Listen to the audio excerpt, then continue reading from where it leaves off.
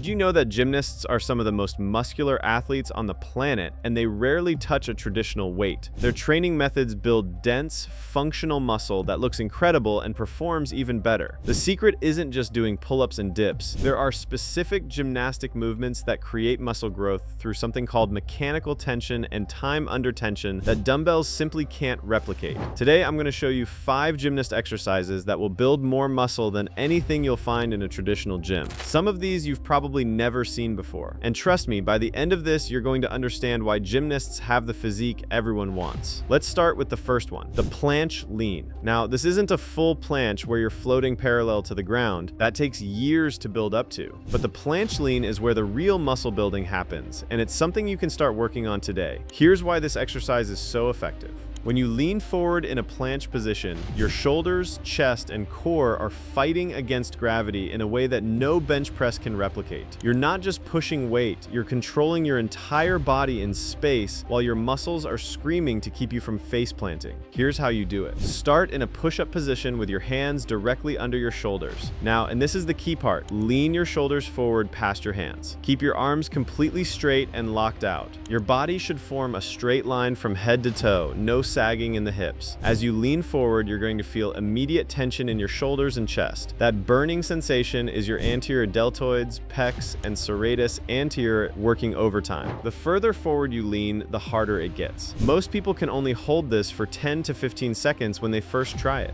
The common mistake here is bending the arms. Your elbows need to stay locked. The moment you bend them, you've turned this into a weird push-up hold instead of a planche lean. Another mistake is letting your hips pike up or sag down. Your body needs to be one rigid line. Think about pulling your belly button toward your spine to keep everything tight. Start with 3 sets of 10 to 15 second holds. When that becomes manageable, lean further forward. The progression here is endless. Eventually, you'll be able to lift your feet off the ground for a tuck planche, then a straddle planche, and years down the line, maybe a full planche. But even just working the lean will build your shoulders and chest in ways that'll shock you. Next up is the ring turned out support hold. And this one is absolutely brutal for building your chest, shoulders, and arms. If you've ever watched Olympic gymnasts on the rings, you've seen them hold themselves at the top with their palms facing forward and the rings turned out. That position isn't just for show. It's one of the most effective muscle builders in existence. The turned out position forces your chest and biceps to work overtime to stabilize the rings, and the instability of the rings themselves means every tiny muscle fiber is firing to keep you from wobbling. Here's how you set this up. You'll need gymnastic rings or suspension trainer rings hung at a height where you can jump up and support yourself with straight arms. Jump up into a support position with your arms locked out. Now here's where it gets interesting. Rotate your hands outward so your palms face forward and your elbows pits face outward too. You'll immediately feel your chest and biceps engage like crazy. Your shoulders will also be working to keep the rings from sliding apart. Hold this position for as long as you can, aiming for 20 to 30 seconds. What you should feel is intense tension across your entire chest, a deep stretch in your biceps, and your shoulders working to stabilize everything. It's not painful, but it's definitely uncomfortable. Your whole upper body will be shaking, especially at first. That shake is your stabilizer muscles learning to fire together. The biggest mistake people make is not turning the rings out far enough. Your palms need to face forward, not inward. If your palms are still facing each other, you're just doing a regular support hold, which is easier and less effective for muscle growth. Another mistake is letting your shoulders shrug up toward your ears. Press down through the rings and keep your shoulders depressed like you're trying to push the rings toward the ground. If you can't hold the turned out position yet, start with regular ring support holds and gradually rotate your hands outward over time. Even a partial turn will start building that strength. When you can hold the full turned out position for 30 seconds, you've built serious upper body strength and muscle. Now, before I show you the third exercise, let me address something important. If you're dealing with chronic aches and pains, stiff joints, or you feel like your body just doesn't cooperate anymore, you're not alone. Most people think they're stuck with these problems forever. But what if there was a simple step-by-step system that could help you move pain-free again? I created Reboot Your Body specifically for people struggling with these exact issues. It's a 30-day program designed to restore the movement movement and strength you've lost, so you can play with your kids or grandkids, get through your day without constant aching, and feel confident in your body again. Imagine being able to do these gymnast exercises without joint pain holding you back. The link is in the description below if you want to check it out. All right, the third exercise is the false grip ring row. You've probably done regular rows before, but the false grip changes everything. A false grip is where you position your wrist over the top of the ring instead of gripping it normally. This grip is what allows gymnasts to transition from a pull-up into a muscle-up, and it builds insane forearm, bicep, and back strength. When you do rows with a false grip,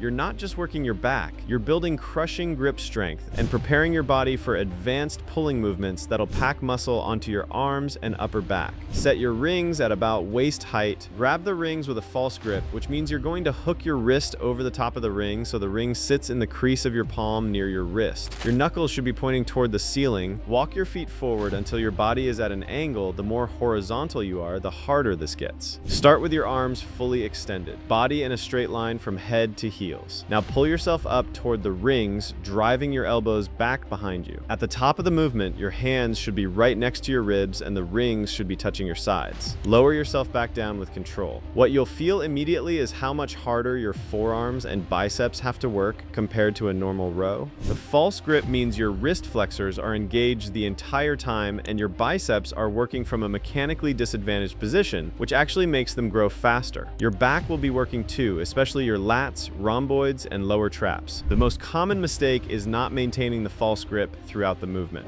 A lot of people start with a false grip and then let their wrist slip into a normal grip as they pull. Keep your wrist actively flexed over that ring. It's going to feel weird and uncomfortable at first. That's normal. Another mistake is using momentum. These need to be slow and controlled. Take 2 seconds to pull up, pause at the top, then take 3 seconds to lower back down. Start with your body at a 45-degree angle and do 3 sets of 8 to 10 reps. When that becomes easy, walk your feet forward to make your body more horizontal. Eventually, you'll be able to do these completely horizontal, and that's when the real muscle building happens. Your back will develop that dense, thick look that gymnasts have. Exercise number 4 is the L-sit to V-sit progression, and this is where you're going to build core strength that makes six-pack abs look like child's play. An L-sit is where you support yourself on parallettes or the ground with your legs extended straight out in front of you at a 90-degree angle. A V-sit takes that up a notch by lifting your legs even higher. The amount of core strength required to hold these positions is incredible, and the muscle development you'll see in your abs, hip flexors, and even your shoulders is something no crunch or plank can touch. Start seated on the ground with your legs extended in front of you. Place your hands on the ground next to your hips, fingers pointing forward. Press down through your hands and lift your entire body off the ground, keeping your legs straight and parallel to the floor. Your abs should be working to keep your legs up, and your shoulders and triceps will be working to keep your body elevated. Hold this L-sit position for as long as you can, starting with 10 to 15 seconds. What you should feel is intense abdominal contraction, especially in your lower abs. Your hip flexors will also be working hard to hold your legs up. Your shoulders will burn from pressing down and keeping your body elevated. It's a full body tension exercise, even though it looks like you're just sitting there. Common mistakes include bending the knees to make it easier. Keep those legs completely straight. Another mistake is not pressing hard enough through the hands. You need to actively push down to create space between your body and the ground. Some people also lean back too far. Your torso should be relatively upright, not reclined backward. If you can't lift off the ground yet, start with an L-sit hold while seated, just holding your legs up without lifting your body. When you can hold a proper L-sit for 30 seconds, progress to the V-sit. For the V-sit, you lift your legs higher than 90 degrees, creating a V shape with your body. This requires even more core strength and compression. Work up to 3 sets of 20 to 30 second holds for the L-sit, then start introducing V-sit attempts. The fifth and final exercise is the skin the cat,